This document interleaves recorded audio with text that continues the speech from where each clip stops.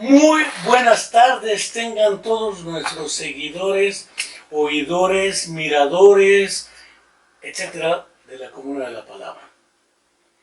No quiero dejar de agradecer su constante seguimiento a quienes son constantes en ello y a quienes no también, aunque sean coyunturales.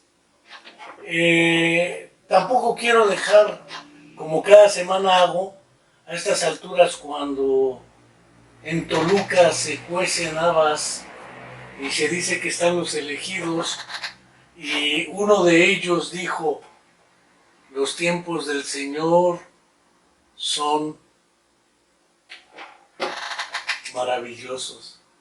Ese es el tiempo de la unidad, según dijo el presidente. Los tiempos del Señor, así la plantan ellos. Bueno, pues a pesar de todos los pesares de que todo cambia, hasta el Parque de Xochimilco ya no es Suiza, según Claudia Sheinbaum. Y según Claudia, otra de las que se sienten posibilitadas, dice que Xochimilco se parece a Suiza y que México ya está preparado para tener una presidenta. Léase ella, sino como me lo explico, ¿verdad? No podía ser Margarita Zavala, mucho menos Lili Telles, pero ella tiene mucho a su favor, dice. Sin embargo, tenemos aún pendiente la explicación comprometida por el señor presidente de que la verdad sobre la desaparición forzada de los 43 jóvenes de la Escuela Normal Rural Raúl Isidro Burgos de Ayotzinapa en Tixla de Guerrero la tendríamos, porque la mentira histórica que dejó el gobierno de Enrique Peña Nieto a través de Jesús Murillo Caram, que ya se había cansado, el cansancio no le permitió más que inventar una mentira histórica que hasta ahí ha llegado el gobierno en turno. Así que es una mentira. Pero la verdad prometida no aparece, mucho menos la justicia. Eso es otra historia. La era de la desaparición forzada no ha desaparecido. Ni es obra del pretérito hasta antes de la entrada del gobierno en turno. Siguen desapareciendo, sigue habiendo feminicidios, sigue habiendo una violencia estructural que es inexplicable por la pura corrupción. También la impunidad, comprometida o no en campañas, y desde luego, debido a la impunidad y a la corrupción, la ausencia de justicia y la ausencia de verdad. Hablar de feminicidios, desapariciones forzadas, violación a la ahora llamada violencia vicaria, es prácticamente, dicen, echar mentiras. Pero la realidad es que esa violencia y esas buscadoras y buscadores de sus seres queridos siguen trabajando. Entre ellos nuestra querida amiga Angélica Rodríguez Monroy, mamá de Viridiana Anaid, una estudiante de nuestra Facultad de Psicología, que fue desaparecida en contra de su voluntad, y la verdad sobre esos hechos tampoco se tienen, entre otros muchísimos más.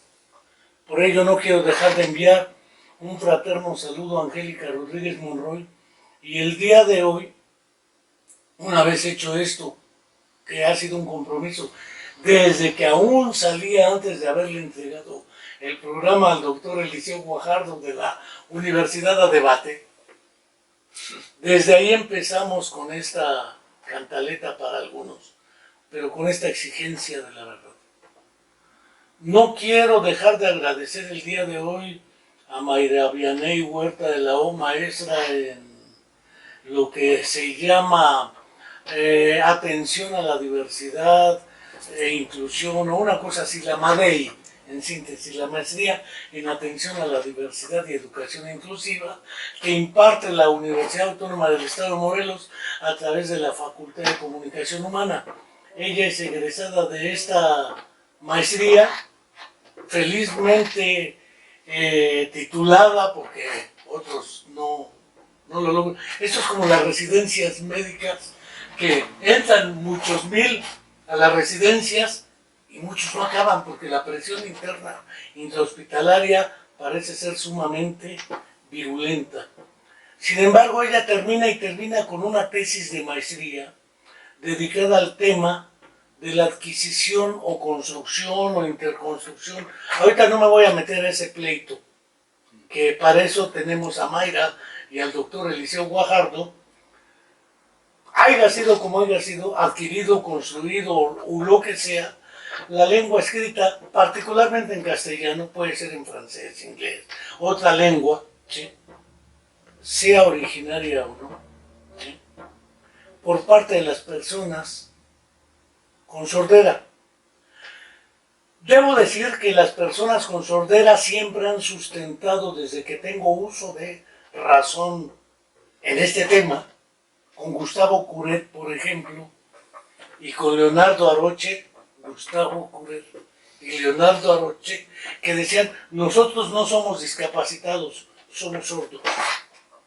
Y tal cual las comunidades de sordos, otro pleito si es la comunidad sorda o las comunidades de sordos.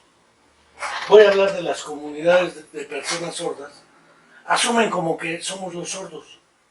Y para algunos les suena un despectivo. Sin embargo, no lo es. Es el proceso que la Organización Internacional del Trabajo planteó como criterio de identidad en las comunidades originarias. Uno de los primeros criterios es el uso de la lengua y el territorio en el cual comparten usos y costumbres. Pero otro es la autoadjudicación. Yo soy indígena, yo soy rarámuri, yo soy purépecha, yo soy tonsari, soy lo que gusten, porque así lo asumen. Es un proceso de autorreferencialidad. Y las personas con sordera lo han usado. Entonces, es un contrasentido decir que quien habla de las personas sordas está cometiendo exclusión. Lo digo por aquello del no te entubas y otras cuestiones de los criterios y juicios de valor que tienden a juzgar moral e ideológicamente como excluyente un comportamiento que no lo es. Nosotros los Gómez, nosotros los Godínez, nosotros los chuecos, nosotros los diabéticos, nosotros los sordos o los ciegos, etc. Pero ahí lo dejo. La tesis de maestría de Mayra Vianney está orientada a iniciar un proceso de introducción en extensión y profundidad, a cómo le hacen las personas con sordera para adquirir la lengua escrita. Si es una lengua porque ellos no hablan el castiza o el castellano o el español, ellos hablan otra lengua original cuando son usuarios de las lenguas de señas, porque hay personas que no son usuarios de la lengua de señas y que además son analfabetos. Esto creo que Mayra nos lo va a explicar mejor y naturalmente le agradecemos su participación en esta ocasión y naturalmente al doctor Eliseo Guajardo, quien ha entrado a la adquisición de la lengua escrita desde la tierna infancia, por aquellos tiempos de los 70s hasta casi los 80s, en lo que era no el grupo Monterrey empresarial, sino el equipo Monterrey de educación que estaba fuera de la Universidad Autónoma de Nuevo León.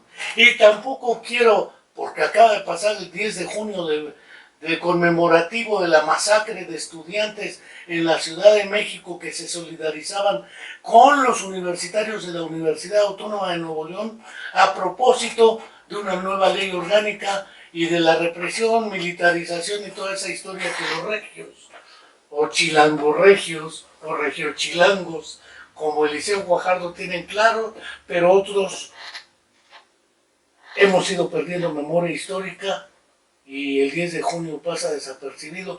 Y ahora que se acostumbra a hablar del día, el Día Mundial de, y cada día es como Día Mundial de 7, 10 cosas. Falta el Día Mundial del Día Mundial. Pero fuera de eso hay Día Mundial para todo. Lengua de señas, sordos, ciegos, síndrome de Down, autismo, Asperger, separado de autismo, Parkinson, y no les sigo porque no acabamos.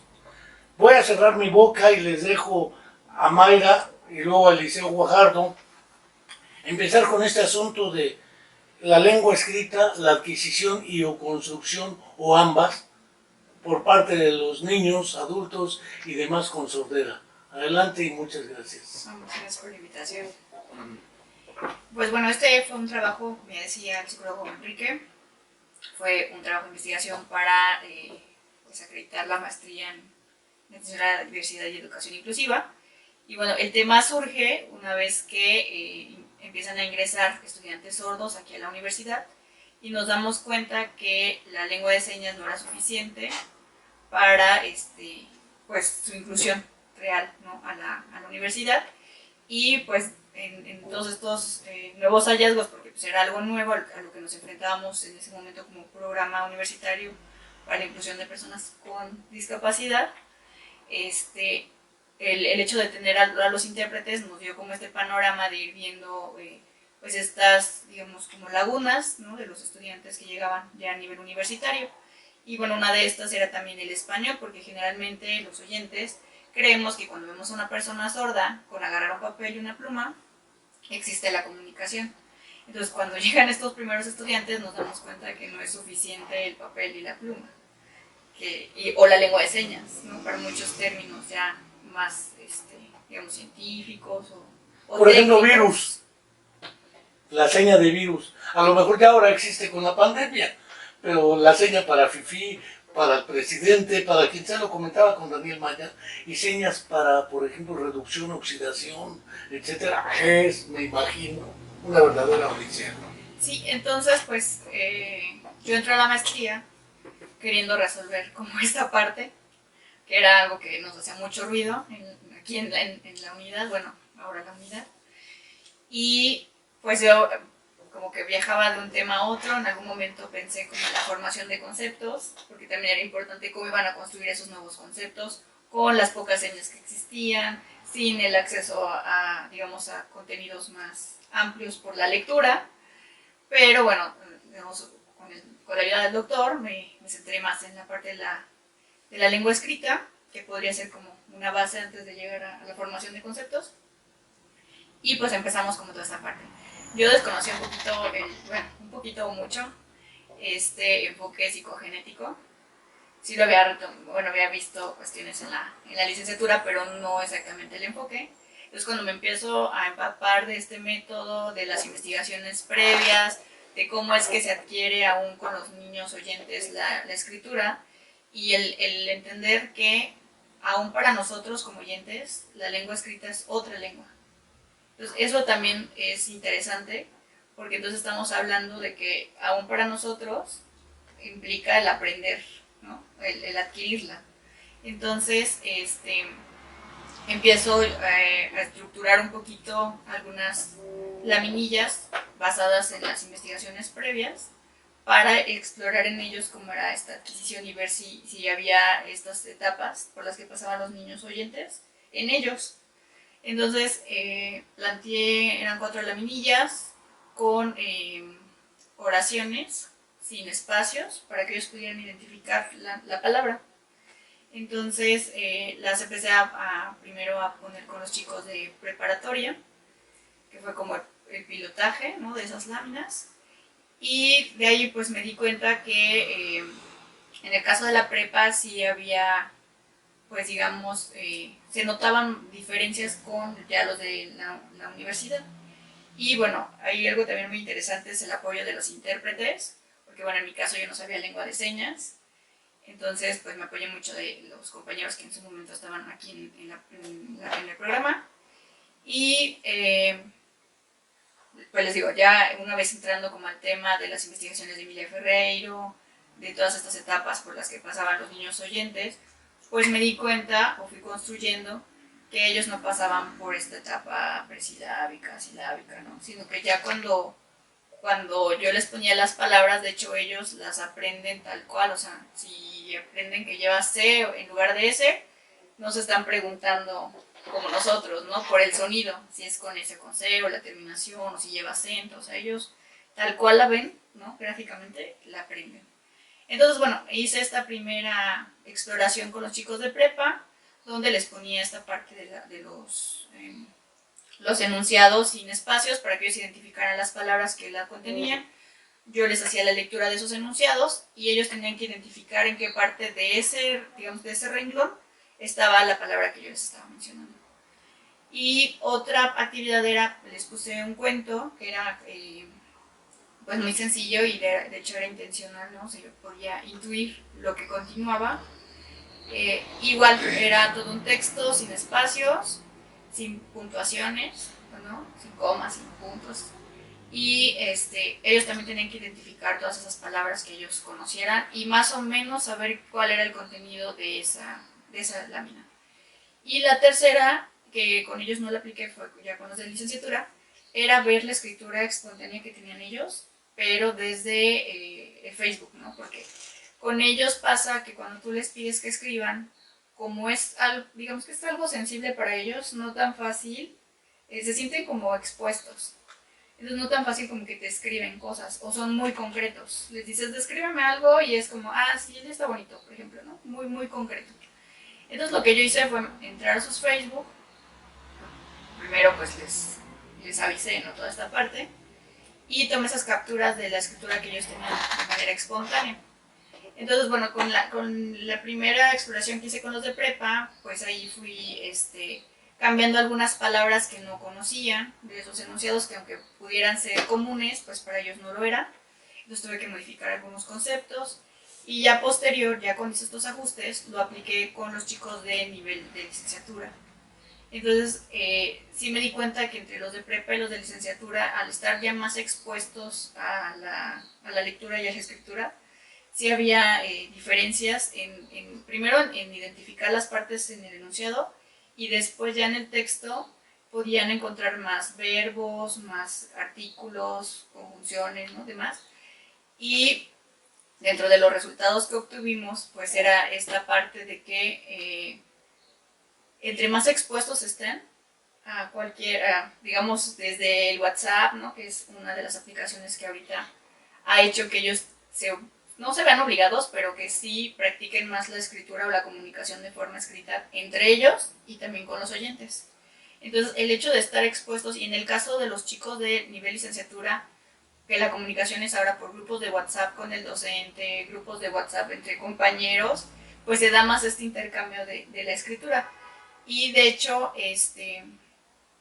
ahorita yo me he dado cuenta que los chicos que en su momento, les estoy hablando que la maestría fue de 2017-2019, pues hace como 5 años que la empecé, ellos ahorita, ya que estaban egresando, sus mensajes que ellos me envían o los correos que de repente en esta interacción de trámites y demás, ya cambió su escritura a la que había en Facebook. A esa que yo tomé de capturas de pantalla, ya se ve más la gramática, digamos, del español. Y bueno, otra vez retomando un poquito como de los resultados, dentro de esta escritura que ellos empleaban, pues veíamos que era como un tipo Spanglish, porque era los verbos en infinitivo, no están conjugados, no hacen uso de artículos o conectores, la gramática está como la gramática de la lengua de señas. Entonces, descubrimos como esa parte, ¿no? Pero poco a poco, conforme van, les digo, teniendo como apoyo más constante en la lectura y la escritura, pues van modificando como esa gramática que ellos aplican. Recuerdo, esto va a ser significativo para el Liceo Guajardo y para mí, no para ti. Tú eres muy joven, nosotros ya somos vieja guardia. A esto en psicopatología le llaman lenguaje telegráfico. Cuando un paciente tiene un daño neurológico y empieza a hablar gramaticalmente, por ejemplo, Juan bailar rápido. Todo el telegrama, porque cada palabra te costaba en el telegrama.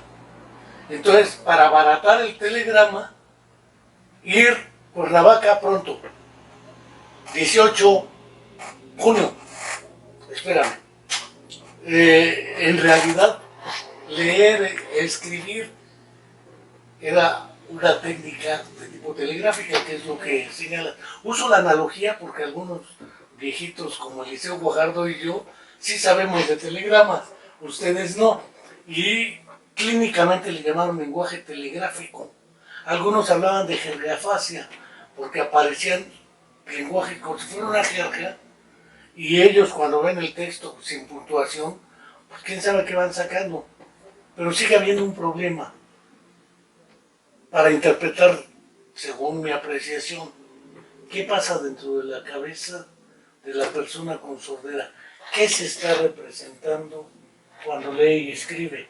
Porque el acto de leer, para cualquiera de nosotros, nos da una representación de un texto con cierta lógica, narrativa y contenido. En el sordo, ¿qué pasa? ¿Es una lógica similar o no?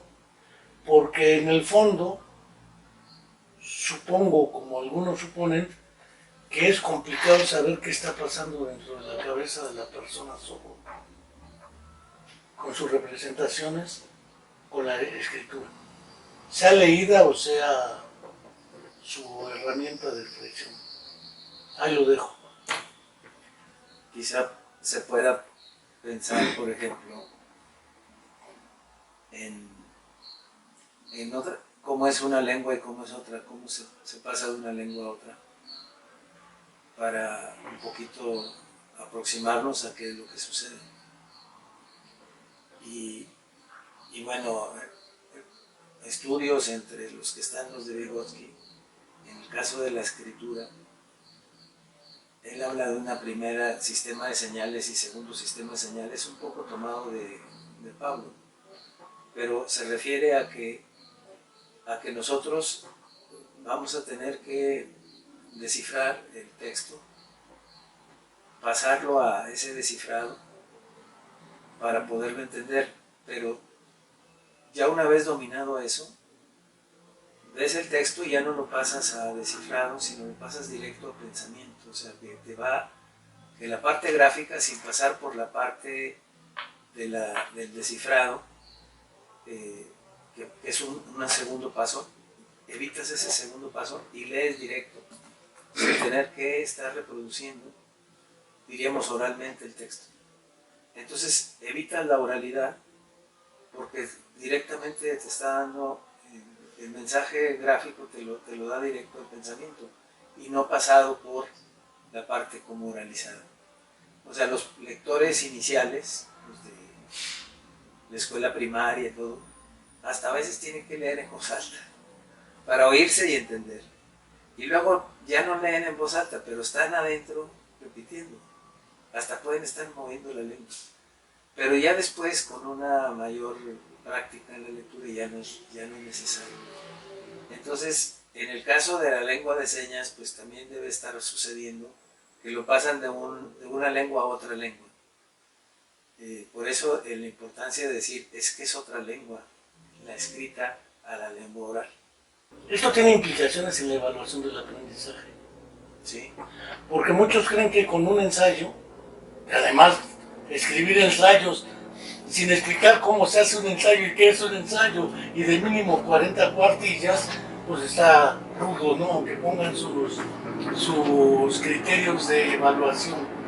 Y la evaluación psicológica. Porque la mayoría de las pruebas psicológicas están hechas para personas que leen y escuchan las dos lenguas, la escrita y el castellano en este caso, o el inglés, sí. Pero en el caso de las personas con sordera, es otra historia, creo yo. Prácticamente ninguna prueba psicométrica aplica para las personas con discapacidad. Están estandarizadas para las personas sin discapacidad. Entonces, ¿qué haces si no puedes aplicar pruebas? Tienes que saber el proceso que vas a evaluar sin pruebas. Pero esa parte a mí me llamó mucho la atención. Ayer me explicaba Mayra lo que es pasar de la lengua escrita a la parte del español, perdón, de la lengua de señas al español y viceversa. Y es algo parecido. Sí, pues la mayoría de los intérpretes que tenemos ahí en la unidad son hijos de padres sordos. Que se llaman codas.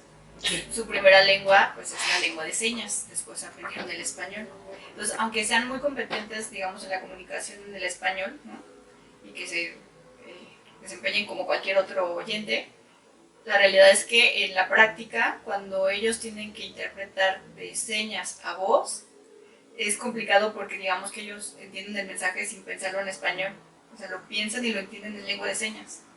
Entonces, pensarlo y reconstruirlo en la forma que lo entiendamos en español, ahí es donde se les hace complicado a ellos. Y no nos habíamos dado cuenta, sino que ayer que estábamos queriendo hacer estas prácticas con ellos, pues yo veía esa diferencia, porque dentro de la unidad tenemos chicos que han aprendido la lengua de señas, digamos en la prepa, con compañeros sordos y que de ahí empezaron a practicar y a aprenderla, y los que ya la traen, ¿no? Que es su primera lengua. Entonces ahí fue donde nos dimos cuenta que hay esa distinción entre los que la aprenden después a los que la aprenden desde, digamos, desde la cuna, ¿no? Y, por ejemplo, ahí había un dato curioso que decía que la lengua de señas en personas sordas, ellos la van adquiriendo desde los 6 meses. Cuando en los oyentes, pues el acto de comunicar ya oral es más grande, ¿no? ¿De mayor edad? Sí, entonces con ellos es desde mucho más. Es que es visual. El problema es que la visión, a partir del nacer, voy a dar un dato. Es interesante que en el caso de los sordos tienen mayor capacidad que el oyente en este proceso de desarrollo. Es ahí donde uno dice, como dice Vygotsky, hay una sobrecompensación que los hace sobresalientes con relación al que es normal. Es curioso, cuando se empezaron a realizar los estudios de neurogénesis prenatales, se encontró que in útero el desarrollo de las estructuras pretalámicas visuales iba más atrás de las estructuras pretalámicas auditivas y somatosensoriales, porque in útero el bebé no ve, pero sí escucha lo que escuche y sí tiene sensaciones en el propio cuerpo. Sí, propioceptivas. Pero a partir del nacimiento, la mielinización o la maduración postalámica visual le gana a la auditiva. En consecuencia, el niño, antes de hablar, está reconociendo rostros, señas, gestos, y esto implica que si la lengua de señas originariamente deriva del gesto, y la palabra tiene como antecedente el gesto, la actitud, la postura, el movimiento, sea más fácil para la persona sorda ir aprendiendo las señas originalmente. Es una especulación la que estoy haciendo, pero todavía más en el caso de los afásicos. Oliver Sacks refiere que los afásicos, aquellos que pierden la capacidad de comprender el lenguaje, compensan interpretando lectura labiofacial y lectura gestual, porque de alguna manera tienen que comprender el mensaje. Si ya no lo comprenden por su semántica fonéticamente estructurada, empiezan a interpretar. Tiene un artículo precioso que se llama El discurso del presidente, donde se reían los pacientes del discurso y decían, ¿por qué se ríen? Es que los gestos que ven ellos les dicen que está mintiendo el orador, que el orador está hablando una serie de cosas que no entienden, pero la cara dice otras. Es curioso los datos porque tienen a dónde van en este caso, ¿sí? El sistema auditivo pasa a segundo término postnatalmente, aunque a la larga ocupan los dos, el visual y el auditivo, los dos planos en la construcción lingüística, y me callo. Sí, entonces bueno, esa es parte de lo interesante que hemos estado descubriendo ahora, y también igual en estos momentos estamos apoyando a una investigación de ingenierías, de la Facultad de Ingeniería, de Ciencias Químicas e Ingenierías, y es sobre dos proyectos para la traducción de señas, pero ahorita están con la parte de la dactilología. Entonces, pues me pedían los investigadores a los estudiantes sordos para que los apoyaran con el deletreo. Pero pues ahorita con esto que entre que somos híbridos y sigue la parte virtual y demás, pues no he podido como juntar a todos los estudiantes. Pero les decía que pues nuestros intérpretes pues su lengua materna era la lengua de señas, que era como si fueran sordos, aunque hablen, ¿no? Es que forma parte de la comunidad sorda, aunque ellos puedan hablar y oír. Entonces, pues les dije que ellos iban a participar, que nos iban a apoyar porque pues es su primera lengua, ¿no? Pero al ellos estar deletreando, en ese deletreo no es igual a cuando uno la aprende. Porque uno aprende que la M, que la N, que la ñ, o sea, como muy, muy marcado, igual las señas, ¿no? Pero ellos, por ejemplo, la Z, para los que lo aprendemos, es dibujar la Z. Y yo veía a ellos que hacían o sea, la deletreaban y era así como... Como si ¿no? fuera un fluido, ¿no? La Y. Vénganos tu reino. Pero acá está segmentada, porque está segmentada la lengua escrita. Y ellos, pues es una melodía, ¿verdad? ¿Me explico? Entonces hacen otra forma de ser. Ajá, es como más natural, no sé, se nota quien la aprendió ya, o sea, como nosotros y ellos, o sea, desde cómo hacen hasta los números, la posición de la mano, muy, muy natural. Y nosotros pues sí se ve como bien marcado, cuidado, todo. Y era lo que platicamos con ellos, ¿no? Que aún en estos deletreos y la forma de hacer las señas también hay como cierto tono, como cierto acento. Con Boris Friedman Mintz, creo que el primer lingüista que en México que se acercó a este asunto de la lengua de señas, y con Daniel Maya les preguntaba acerca de una cosa que Miroslava Cruz Aldrete, la doctora, publicaba en el libro de Manos a la obra. El concepto de articulación de la seña. Yo le preguntaba a Daniel Maya, caracho, ¿cómo se articula la seña?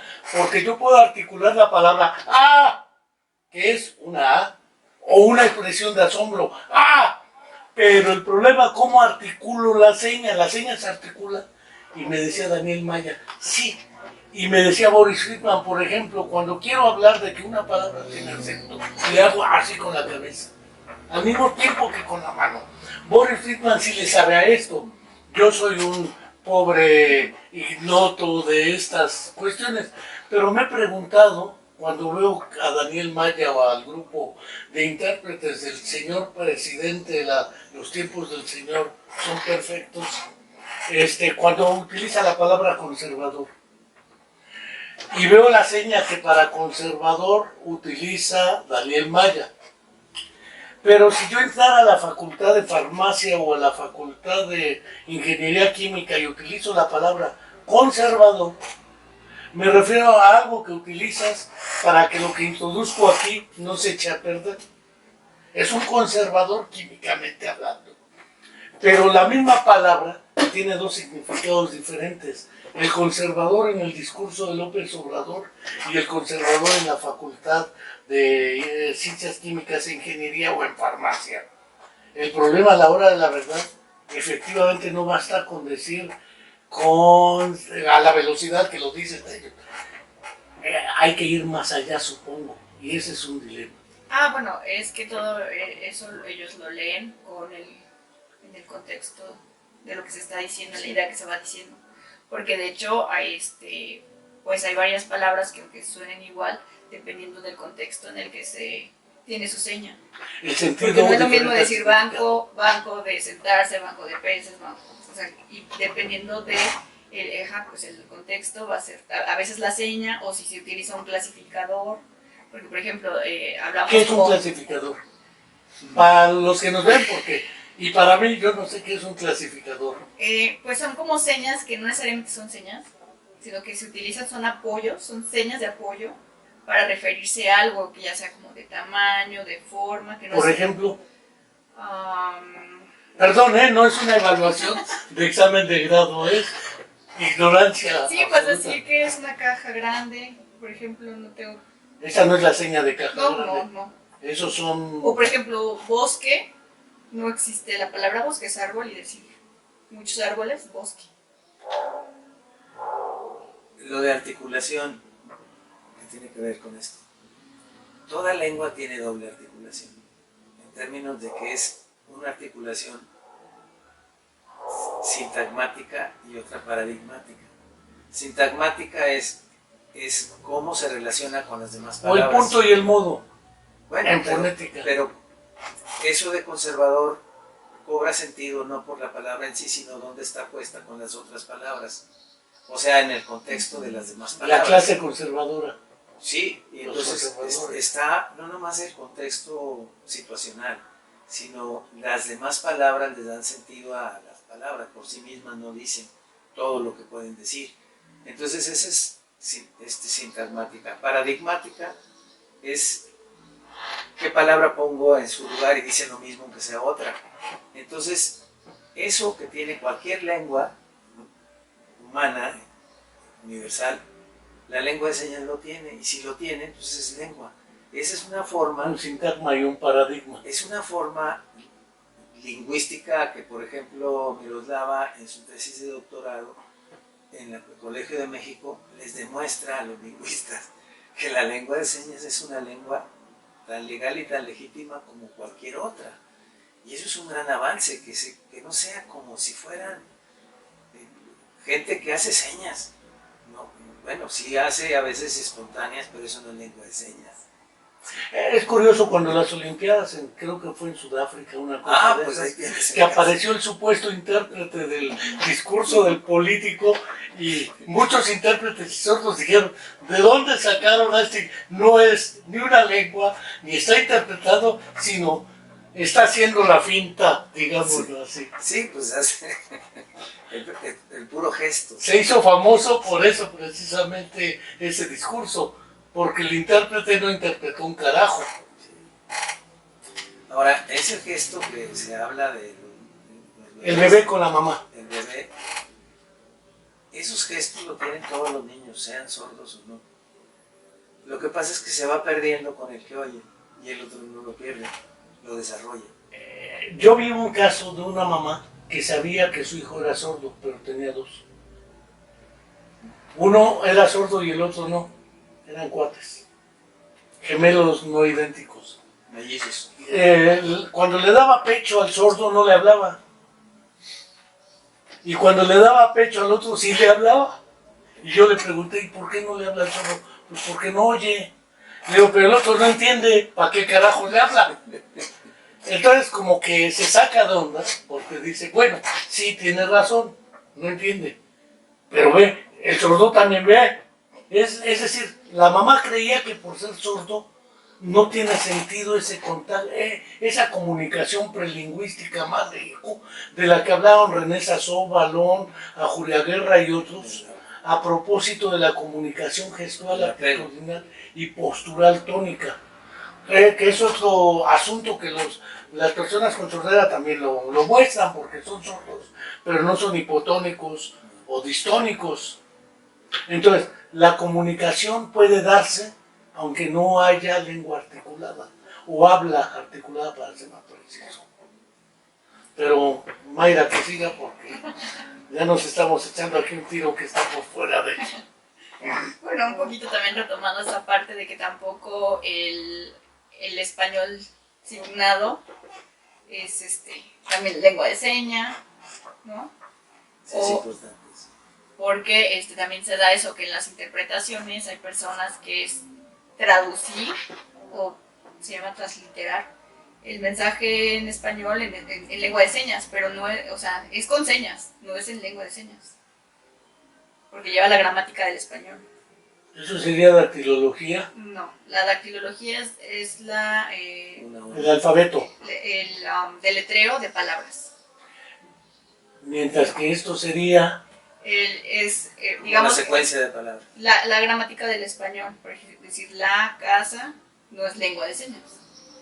Es solo casa. Es español. Es transliteración. Sí. Sí. O dijera el buen Juan Enrique Escuaga en su momento, es un proceso de transcodificación verbográfica. Sí.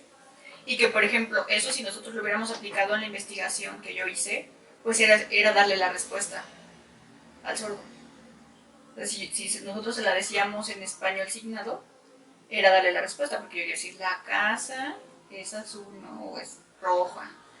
Es como en psicoterapia, platicarle al paciente todo lo que tú dices que tiene, pero él no cree que lo tiene. El que tiene que elaborar todos sus navas es él. Él tiene que decir, sí, carajo, lo que me está pasando es esto y aquello. Pero si no, lo que te está pasando es esto y esto y esto, pues entonces, ¿qué pasó, no? Es un proceso de construcción del propio sujeto de la actividad.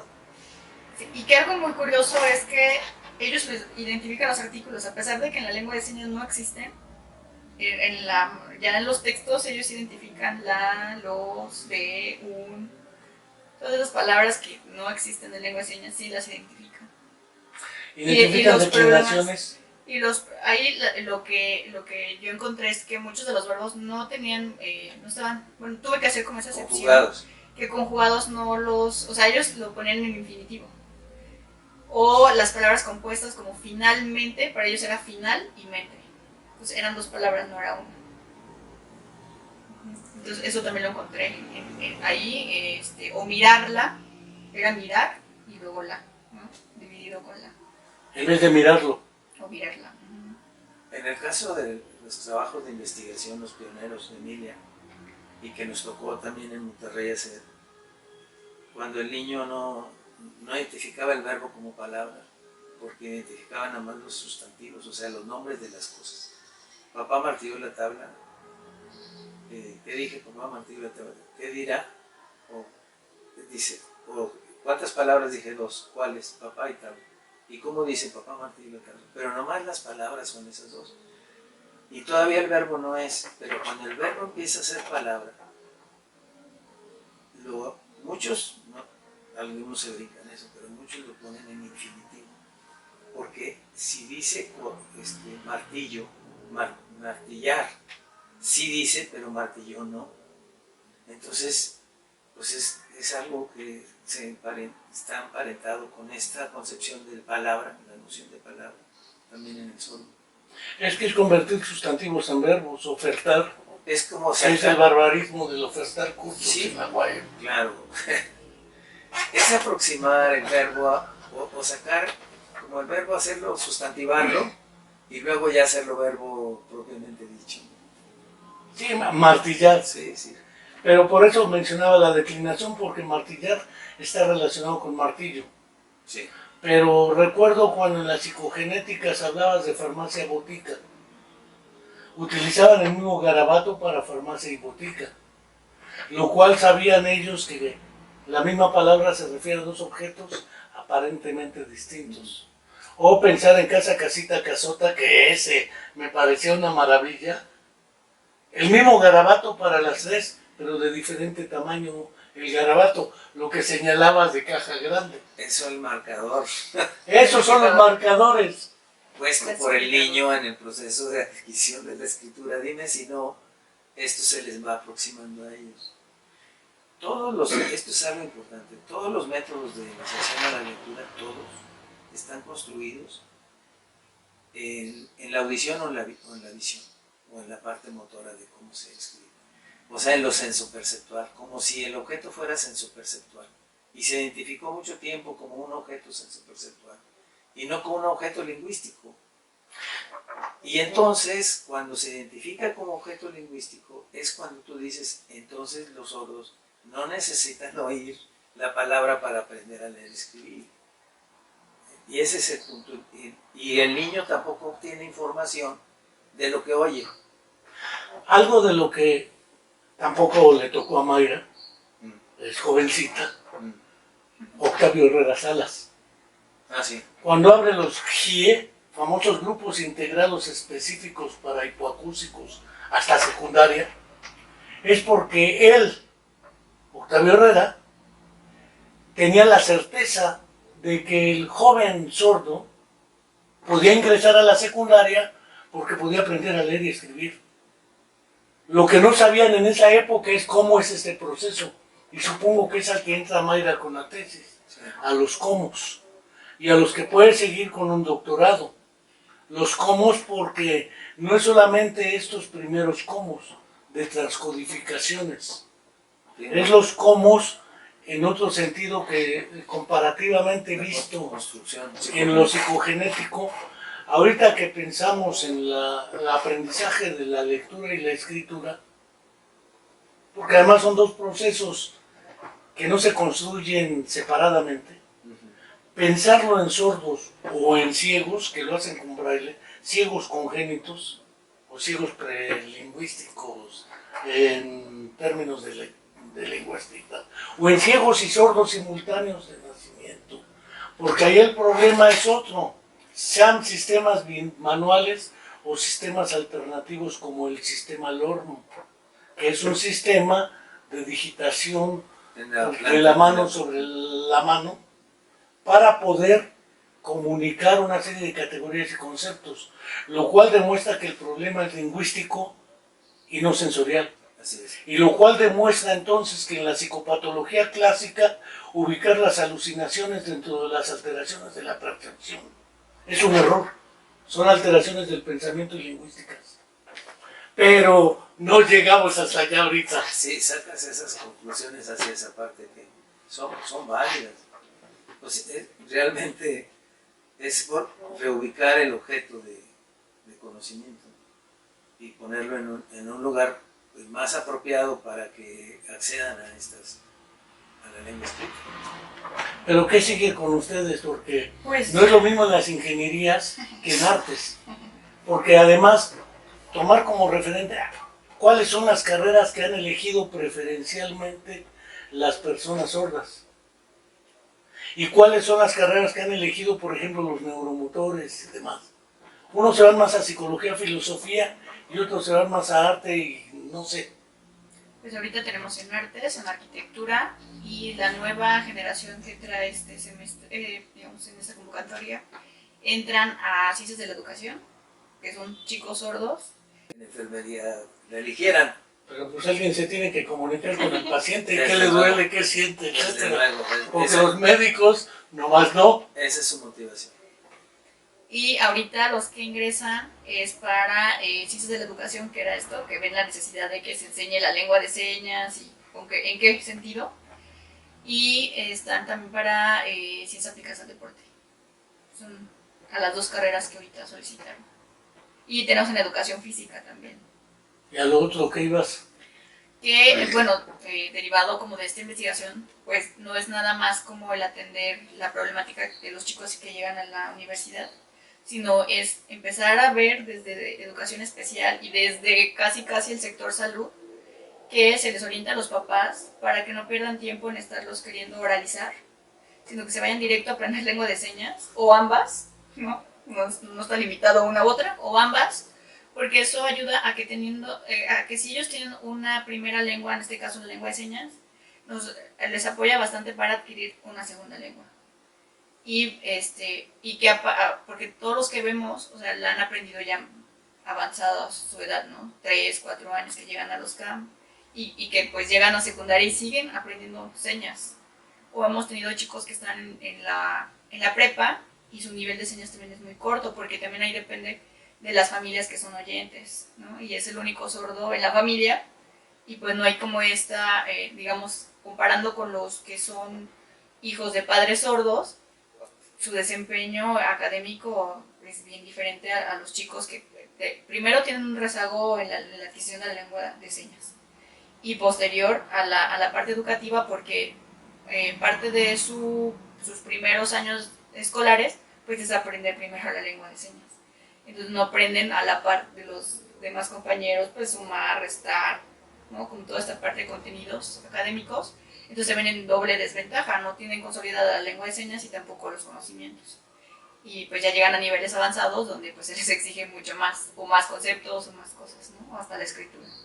Entonces pues eso es algo que se tiene que ver desde esos niveles y pues empezar como a crear esta cultura de que pues la lengua de señas es una lengua nacional, no es como que el lenguaje de los sordos, porque antes era como eso, ¿no? Como que, ¿cómo mi hijo va a ser no es sordo, tiene que hablar, ¿no? Porque era como, ay, ellos y, ¿no? Ahorita no, o sea, tenemos que rescatar esa parte y de hecho, pues con esta investigación se retoma eso, ¿no? Que es una lengua, su primera lengua y se respeta y también se valora como esta parte de decir, tiene su gramática y eso influye, no es que no aprendan el español, sino que por su lengua materna pues van consolidando de manera diferente el español, ¿no? Como toda esta parte.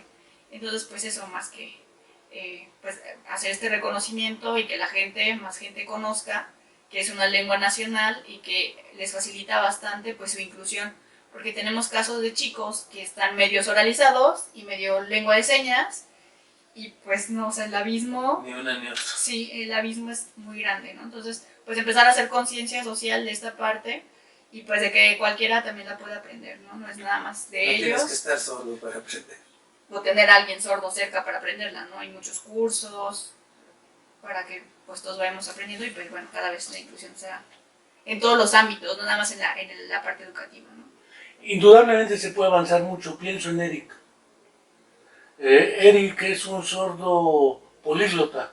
Habla lengua de señas mexicana, lengua de señas americana o ameslán, Internacional. lee inglés, escribe en inglés, lee castellano, escribe en castellano y está publicando en la Universidad Autónoma de la Ciudad de México capítulos de libros dedicados a personas y comunidades con sordera en la Ciudad de México. Y creo que da clase en la misma universidad. Si él puede, pues otros más podrán seguramente. Sí, eso que señalas nos hizo pensar, por ejemplo, que ahora el requisito para egresar de una licenciatura, en algunas, pero va a ser para todas, demuestren que tienen comprensión de textos en inglés. Para el caso del sordo, se puede que sea para textos en español porque es segunda lengua. Pero decíamos, pues a lo mejor se les facilita también hacerlo en inglés y no en español.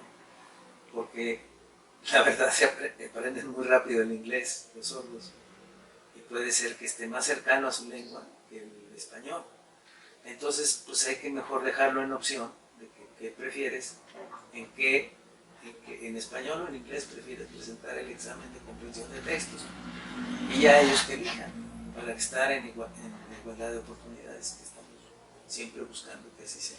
Que eso pasó con esta generación, primera generación que egresó de aquí de la universidad, en la Facultad de Artes.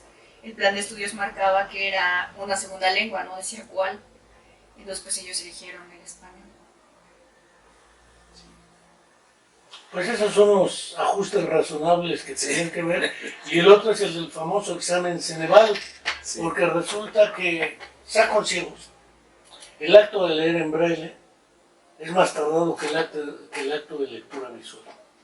Sí. Entonces los tiempos que dan para terminar el examen no son justos en ambos Pero casos. ya hay modificaciones. Sí. 4 horas y media. Ahí debe haber ajustes para los casos de las personas con sordera para la evaluación del famoso Ceneval. No solo, bueno, como no vienen en braille ni los pedimos, pues puede que estén y no los pedimos que sí estén. No, no está. Se les lee para que ellos al leer. Es que justo Ceneval ya hizo o adaptó un examen para discapacidad visual, que de hecho solo contempla las preguntas que son de selección. Ya no vienen las de diagnóstico. Entonces no vienen imágenes y viene todo en texto para que ya sea que alguien se lo lea a la persona, ya sea ciega o con baja visión. Y ese es el tipo de apoyo. Y de hecho, pues son las 4 horas y media, digamos que para un examen de unas 150 preguntas. Cuando el de los chicos, de los demás chicos es de más número, ¿no? Y son 4 horas y media. Y en los sordos, el examen de ingreso es con intérprete. Sí, Es la única... El único ajuste. sí, porque si tienen pues, la duda que vaya teniendo la pregunta, pues, en lengua de señas sí se le responde. Las dudas y las instrucciones iniciales. Y lo demás se van solos. Hemos tenido casos sí. de chicos que sí se quedan. Sí pasan Ceneval, Sí pasan. sordos. Lo que significa que tienen una buena lectura del español. Porque está en español el examen, no está en lengua de señas. No está en su lengua, está en una lengua... Tienen un buen nivel de construcción Sí. del español escrito. Ahora, ellos puede que pregunten más que cualquiera. Por lo mismo, porque pues, en su lengua no está el examen. Es un poco en símil de que le pusiéramos en inglés el examen de Ceneval a todos los jóvenes. Pues lógico que batallarían un poco más, preguntarían más, etcétera. Y- Que eso es lo que les pasaría. Y otra cosa es que pues el examen se integra de diferentes partes y una sí es como de la comprensión de la lengua, pero otra también son puras matemáticas. Entonces ahí, si saben la fórmula o si Sí, conocen, esa parte no tiene conflicto, más que si lo que es español o pensamiento lógico matemático, ¿no? Eso de preguntas que sí, el 40% de tal, ¿no? Eso. Pero en matemáticas, química y demás, sí, o sea, no tienen dificultad. En el caso de si tienen los algoritmos, pues están más a la mano, porque no depende estrictamente de una estructura lingüística, sino lógica. Entonces están más igualados. De hecho, los puntajes era lo que comparábamos, que los chicos sordos, o sea, hay personas oyentes que obtienen puntajes mucho más abajo que los chicos sordos. Que no, o sea, y muchas veces no se quedan por el puntaje que obtiene o en el que corta la carrera, pero no es de que ellos estén, o sea, saquen... Pasan el examen, aunque la línea de corte, por el número de lugares, no les alcanza. Es un poco como el famoso mito cuando existía lo que era la educación indígena, que todavía existe. Sí. Es pensada para comunidades originarias y usuarios de lenguas originarias, pero eso es en los lugares más recónditos. Hay de aquellos que migraran de su comunidad a la Ciudad de México y fueran usuarios de su lengua originaria, el mixteco, por ejemplo. Y resulta que entraban a la primaria y decían, tiene problemas de aprendizaje, ¿no? de la lengua escrita porque no aprende el español. Entonces lo mandaban a educación especial. Y a la hora de ver les decíamos, espérense, pues si el niño habla mixteco, ¿cómo le quieren enseñar en castellano cuando todavía ni comprende fonéticamente el castellano? Entonces, hay que realizar procesos de adecuaciones o ajustes razonables para que el estudiante pueda afrontar las exigencias académicas con éxito. De otra manera, y uno de los rasgos aquí planteados, entiendo, es que la lengua escrita en español es otra lengua distinta a la lengua de señas para las personas con sordera. Y estas, cuando llegan hasta educación media superior o superior, tienen serios déficits porque las implicaciones pedagógicas de ello no se han instrumentado para diseñar estrategias de intervención educativa. ¿Cómo enseñar el castellano a personas con sordera? Simplemente ellos desconocen la gramática de su propia lengua. ¿Tiene gramática? Sí. Y por ejemplo, las clases que se les dan, se les quieren dar como si fueran oyentes. Entonces no se reconoce como esta parte también de su gramática, de poderles decir, miren, estos son verbos en la lengua de señas y estos son verbos en el español, ¿no? O este verbo en lengua de señas es esto y en español es esto. Y ocurre que primero pues decíamos, bueno, que eleven su nivel de escritura en español, bueno, en español, nomás puede ser escrito para ellos, con los cursos para extranjeros en el CELE, de español para extranjeros, pero tiene mucha base oralizada para el extranjero, porque es un extranjero oyente. Entonces hay que hacer cursos de lengua escrita para sordos. Me pregunto. Y eso es lo que vamos a hacer. Y sí, Porque le decías que ¿qué sigue? Pues, ¿qué sigue? Porque pues hacer cursos de lengua es de señas para oyentes y no oyentes y cursos de lengua escrita para sordos, sea desde el CELEX o desde la educación básica, implica diseñar todo este procedimiento psicopedagógico que tampoco está investigado o trabajado. No, están las investigaciones de tipo básico, por lo que se puede decir investigación básica. Las de Emilia y sus discípulas en la mayor parte. Que hay un bagaje impresionante para que se pueda aplicar. Y ahí está para que se aplique. Bueno, cuando entiendo que lo va a hacer la unidad, supongo que va a ser Mayra y un equipo, ¿no? Pues sí, pues ya está encaminada en eso.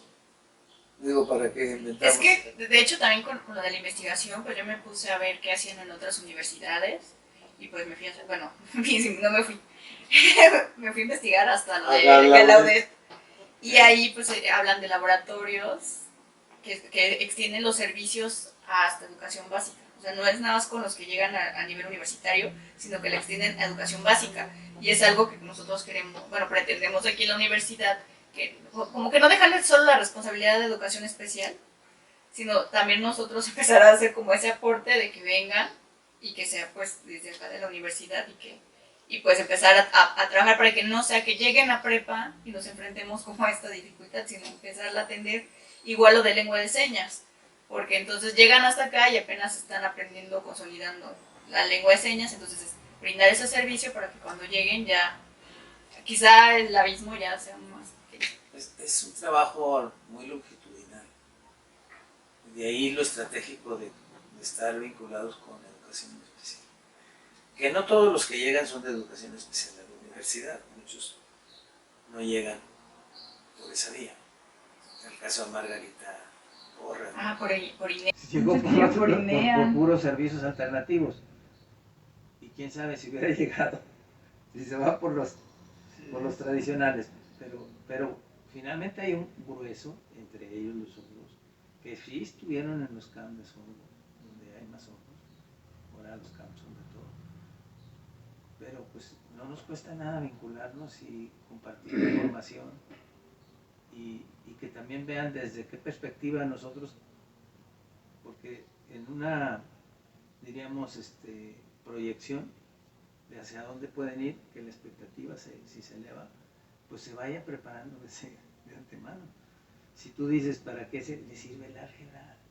¿Para qué le enseñas álgebra? ¿No le va a servir? Sí, pero si llega a prepa sí le va a servir, sí la va a necesitar. Entonces, ese tipo de cuestiones que son muy cotidianas y prácticas hay que tenerlas en cuenta. Y que esa práctica se quedó como en esa idea de que ya de ahí no iban a pasar, ¿no? Como que hasta ahí llegarían. Ajá, porque como que ya es una tradición y ahorita que están llegando, por ejemplo, que invitábamos a los modelos lingüísticos a conocer la prepa, a conocer ya las clases de universidad, pues ahí se sorprendían porque entran a laboratorios, ya tienen computación, tienen inglés, tienen educación física, cosas que allá no tienen. Y allá, por ejemplo, sus maestros les dan todas las materias, ¿no? El maestro sabe señas y les da todas las materias. Y acá no, acá son 7 maestros, 8 maestros, y hasta el apoyo del intérprete.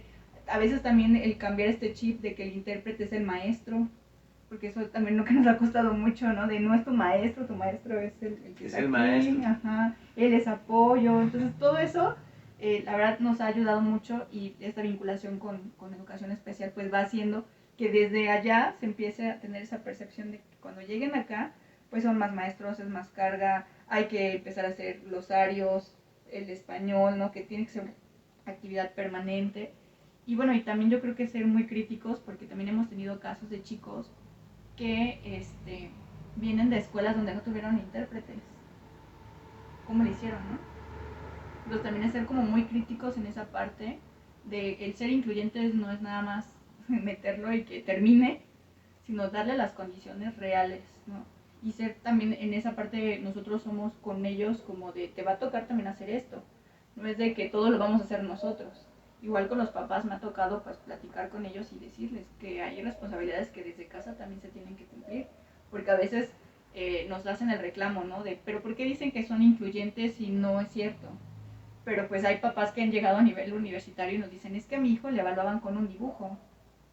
¿Y cómo a nivel licenciatura le vamos a decir que sí? Porque entrega un dibujo y que con eso se le va a evaluar una materia, ¿no?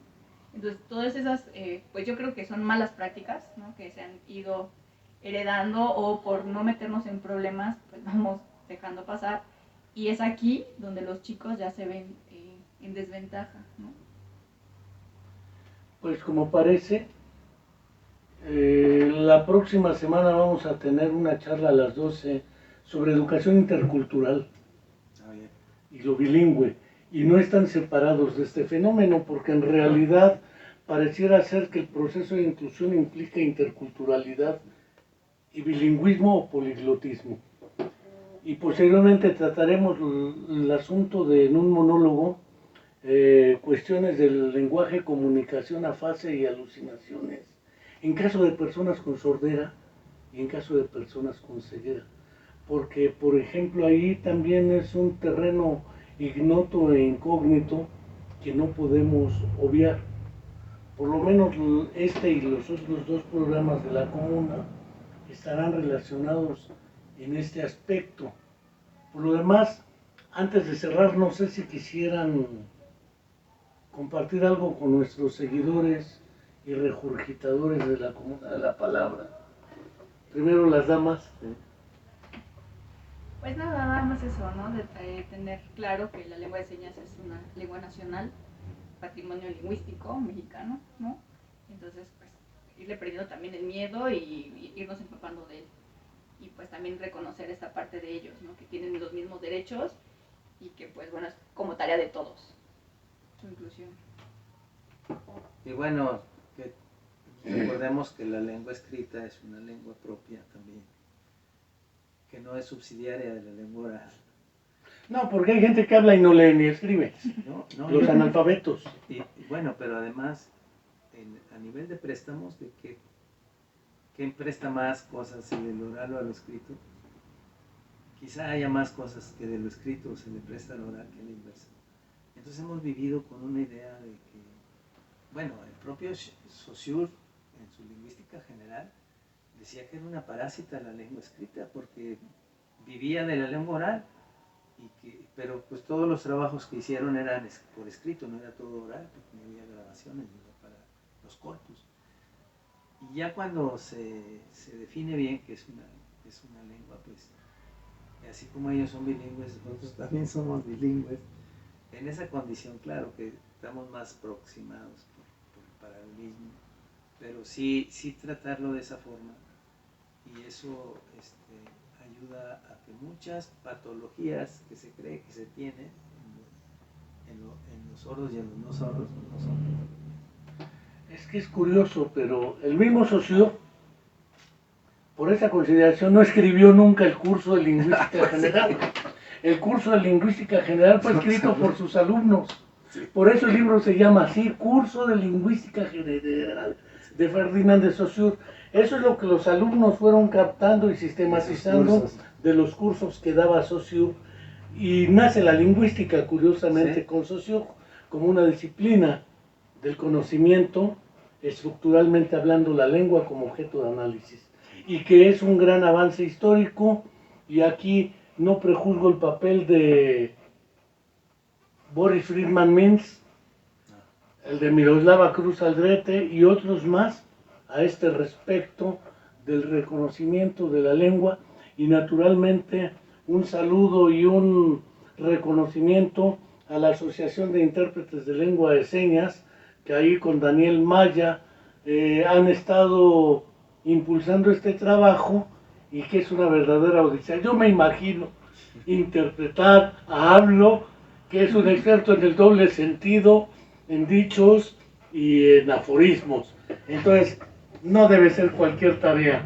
Pero, pues queridos seguidores, hasta la próxima, un saludo. Están invitados a seguirse suscribiendo a nuestro canal de YouTube de la Comuna de la Palabra, a nuestro canal de Spotify de la Comuna de la Palabra, porque también los programas los colocamos como podcast para aquellos que no lo pueden ver y que lo quieren oír, lo vayan oyendo en el carro. Y finalmente están invitados a los próximos programas. Hasta la vista y muchas gracias.